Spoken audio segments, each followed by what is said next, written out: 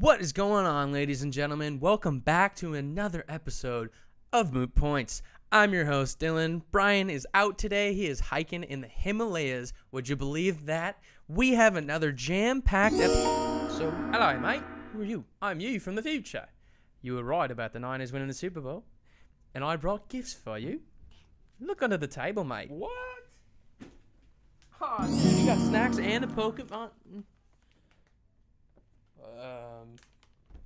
Did you guys see that? Let's just get into it, I guess.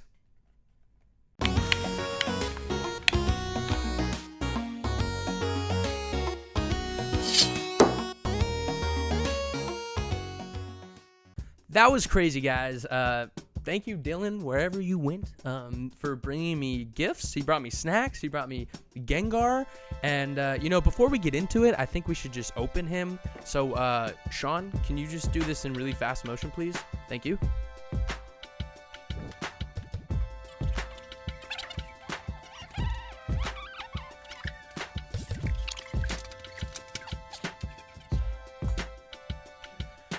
That was a lot harder than I thought, but here we have a Gengar that's actually really freaking sweet. I'm gonna put him to the side. Let's try that. Sean, is that centered? That's centered right there. You did good for that episode. Okay. Woo! Got a little sweat going there, guys. But like I said before, we have a great episode. Brian is gone. He's actually fishing in Lake Erie. So without further ado, let's get into my top 10 games of all time. Number 10. To start off the list, ladies and gentlemen, it's a game that you may not have heard before, but it was a big part of my childhood. I'm talking about Freddy Fish. Freddy Fish is a story about two fish, which I believe are brothers, one Freddy, one named Luther, and they go around the sea finding hints here and these shells here, and you got to do a bunch of puzzles and go around and defeat the people of the sea. It's a great game for me. I spent a lot of time as a child playing this game, so that comes in at number 10. Number 9. Next on the list, ladies and gentlemen, is Fable 2. Fable 2 is an action RPG game where you play as the hero of Bowerstone along with your loyal companion, who is a dog. And you go through fighting monsters, completing quests, and finishing, I don't even know, but I've spent a lot of time on that game. Kind of forgot a lot about it, to be honest with you. All I know is a great game, and that's number 9. Number 8. Next up, for number 8, is Battle for Middleearth on PC.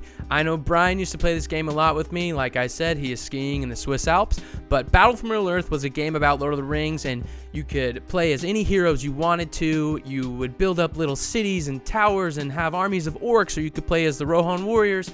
There was a lot you could do. I spent a lot of time, like I said, playing with Brian and my other friends, Andrew and Kevin and all these different people. It was a great game. That's number 8, coming at you hot. Number 7. Next up, number 7, the Backyard Sports franchise. When I tell you that this is my childhood, I mean this is my childhood. I remember getting Backyard Baseball 2001, and my very first game I played, I won on a walk-off home run with none other than the kid, Ken Griffey Jr. Man, it was a great memory. This game was awesome. The whole franchise was awesome. I can't just pick one, so that's why I'm having the whole franchise at number 7. Number 6. Next up, MLB The Show. I still play this game a whole lot. Go Giants, bless your heart. Favorite team in all of baseball. But this game I've played for the past 6, 7, maybe even 8 years. I've played a lot in this game. They got Road to Show. They got head-to-head competition, online, Diamond Dynasty. I mean, this game has it all. I'm a big baseball guy if you couldn't tell. So that's why I have MLB The Show at number 6. Numero 5.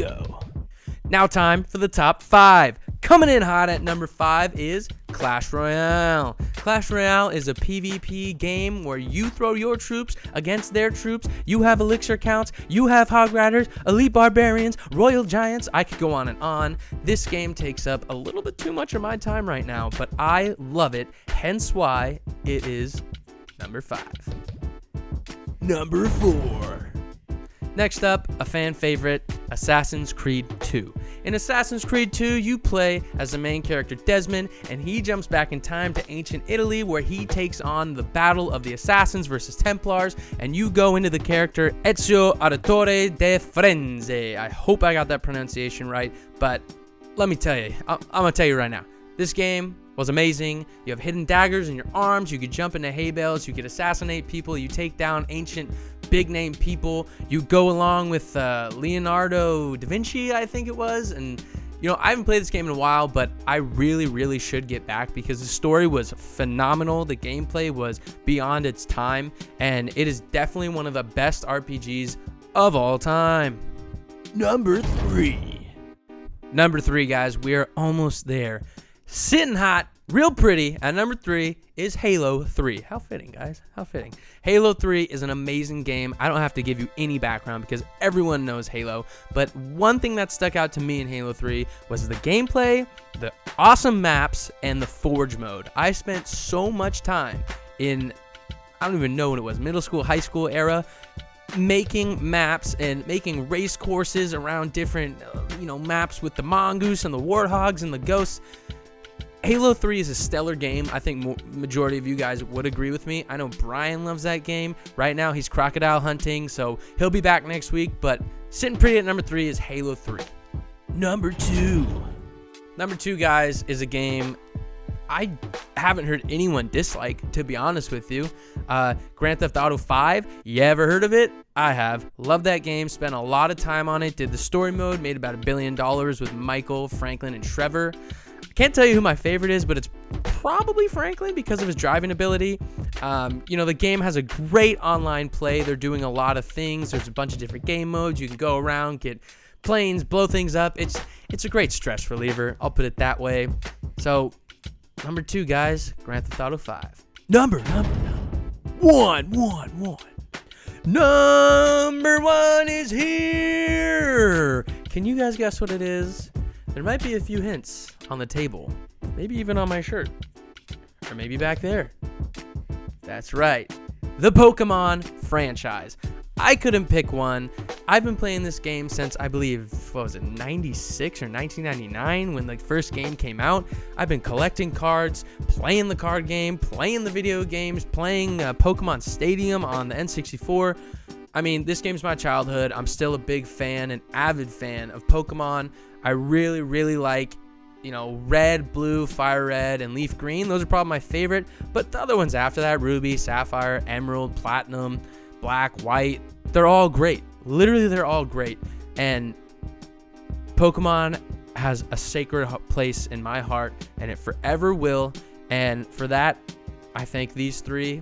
And I thank you guys for listening to me ramble on about my favorite video games. But that's all. On to the next. Next up on the docket, ladies and gentlemen, is the Moot Food Review, where we try to find you the best gaming snack. This week, we have Country Archer Sriracha Beef Jerky. Man, I wish Brian was here to try this with me, but he's actually in the quarterfinal of the International Thumb War competition. So here we go. Easy to open, very easy to open. It has a resealable lid, always a positive. Let's give it a... Oh, man, I wish you guys could smell this. So without further ado, here we go. Sean, you should try some.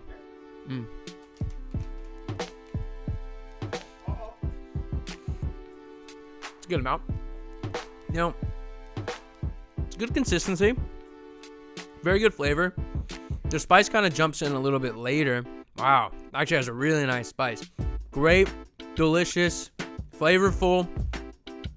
Gets a little bit of dust on your fingers, so it might be bad for when you're gaming. But overall, pretty good snack. There's a decent amount in here. It'll last you a little while. I give it a 7.3. Nothing special. It's pretty good. Solid gaming snack, and it will take away your hunger cravings. So let's see you next week on Moot Food Review. Next up, ladies and gentlemen, is the meme of the week. This week, it is coming from GatorBoy45. He has a spicy meme for you Rainbow Six fans out there. Make sure you guys submit your memes anywhere on Moot. We got eyes everywhere. We'll find you, and you might just have a chance to be featured here. Last but not least, folks, we are on to the question of the week. This week, coming from a beautiful Moot user named Just Nathan. Just Nathan says, if you can choose to be a pro gamer at any game, what would that game be? Nathan, thank you so much for the question. I don't know what game that would be. Maybe Tetris? I don't know. That's pretty cool. That's all we got, folks. That's it for this week's episode. Brian will be back next week, hopefully. I mean, right now he's milking cows at his cousin Larry's farm. So, without further ado, see you next week.